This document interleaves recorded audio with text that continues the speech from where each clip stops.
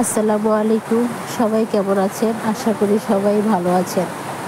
আজকে আবার আরেকটা নতুন ভিডিও নিয়ে আসলাম। সেটা হচ্ছে আমার মায়ের হাতের রান্না। অনেকদিন পরে বাপের বাড়িতে আসছি, তো মায়ের হাতের রান্না অনেকদিন হয়েছে খাইনি। আসলে মায়ের হাতের রান্না অনেকই মজা।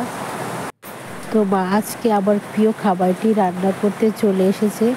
সেটি হচ্ছে গরুর মাথার চামড়ি, জিহ্বা।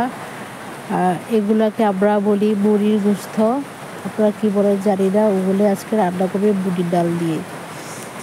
আর সকাল থেকে মা অনেক কষ্ট করছে, এদিকে আবার আদা রসুন বাটা এগুলো করছে। আর আমি মাকে বলেছি তুমি এক পাখি দিয়ে ভাত খেয়ে নাও। সকালে আবার ডাল, মাছ ভর্তা করেছে। মানুষ বেশি, তাই তো বেশি রান্না করা লাগে। আর এই দিক দিয়ে মা পেঁয়াজও কাটা শেষ। এখন মা ডালগুলো ভালো করে ধুয়ে দিবে, ধুয়ে এখন চড়িয়ে দিবে, কারণ দেরি হয়ে গেছে। তো মা প্রায় 1টা বেজে গেছে, খাওয়ারও সময় হয়ে গেছে দুপুরে। মা এখন চুলা রান্না বসিয়ে দিয়েছে। পেঁয়াজগুলো তেলের সাথে ভালো করে ভেজে এখন এর মধ্যে দিয়েছে লদিবা, আর দিয়ে দিয়েছে আদা রসুন বাটা। আদা রসুন বাটাগুলো ভালো করে ভেজে নিবে, কাঁচা গন্ধ যাওয়া পর্যন্ত এগুলাকে ভালো করে ভাজবে। আবার নিচে দিয়ে লেগে যাচ্ছে, সেজন্য মা একটু পানি দিয়ে দিয়েছে যাতে না লাগে। এখন এগুলাকে ভালো করে নেড়ে আর একটু কষিয়ে নেবে। কষানো হয়ে গেলে মা এর মধ্যে দিয়ে দিয়েছে মরিচের গুঁড়া, হলুদের গুঁড়া, এবং এগুলো দিয়ে ভালো করে নেড়ে এগুলোকে আর একটু কষিয়ে এর মধ্যে দিয়ে দিয়েছে মুড়ির গোস্ত।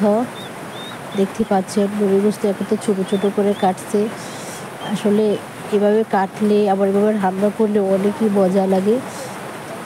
আর হচ্ছে মায়ের হাতে রান্না, তো মা এগুলাকে ভালো করে মিশিয়ে নিচ্ছে।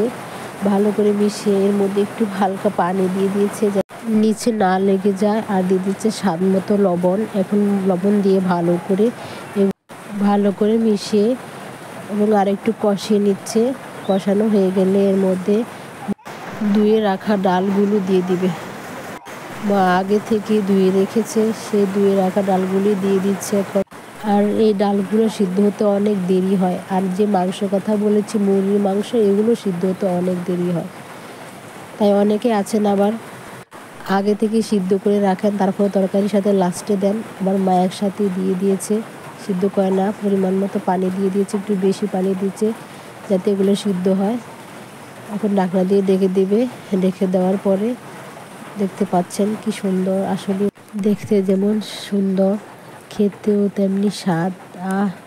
কি মজা মায়ের হাতে রান্না। তাই তো ছুটে আসি বারে বারে বাপের বাড়ি মায়ের হাতে রান্না।